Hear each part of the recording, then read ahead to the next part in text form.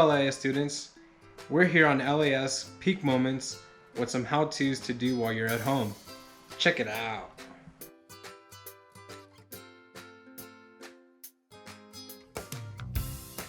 Hey guys, while working from home and doing schoolwork, I use a surge protector on my computer and my electronics. This helps keep the electronics in my computer safe. So if for any reason there were to be a surge at my house, it would keep them safe. And it also helps conserve the energy that is being produced by the computer and by my other electronics. I also make sure that when I'm done using my computer, I turn off the surge protector when I leave.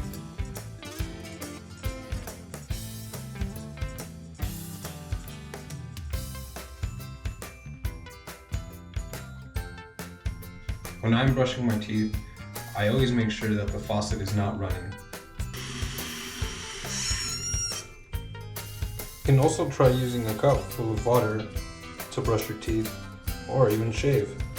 We are now approaching the being the raining season. One way to save water while watering your garden or even your lawn is to have a bucket collect rainwater, and you can use that to water your garden without having to use your hose. Here I have it next to my gutter, and if my gutter were open, I would then put my bucket under there to collect the water even better. Make sure to check with local agencies as to how much water you can collect. You can also conserve water by collecting the water that you're running while trying to warm up the water for your shower by putting a bucket to collect the water. You can then use this water to water your plants outside.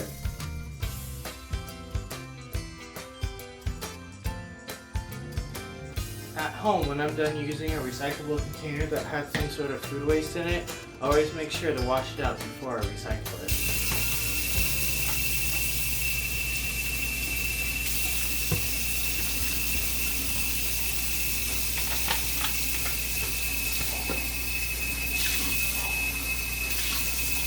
This helps keep the food contaminants off of the recyclable containers.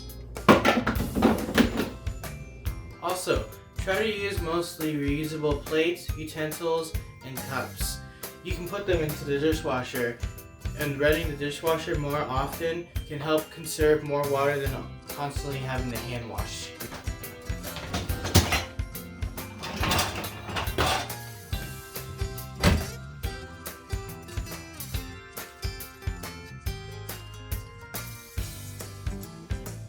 Maybe now is a good time to start composting at home.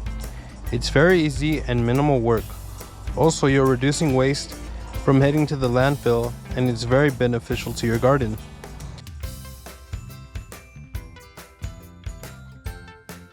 Some free time, make sure to clean around the house and separate your donatables like clothes and canned food. Netflix has a very creative way of organizing called the Marie Kondo method. Maybe you also have started a project and you have some leftover materials that you didn't use. Donate these items in places like this. So here I've got some donatables, mostly clothes, that I've separated while cleaning up the closet.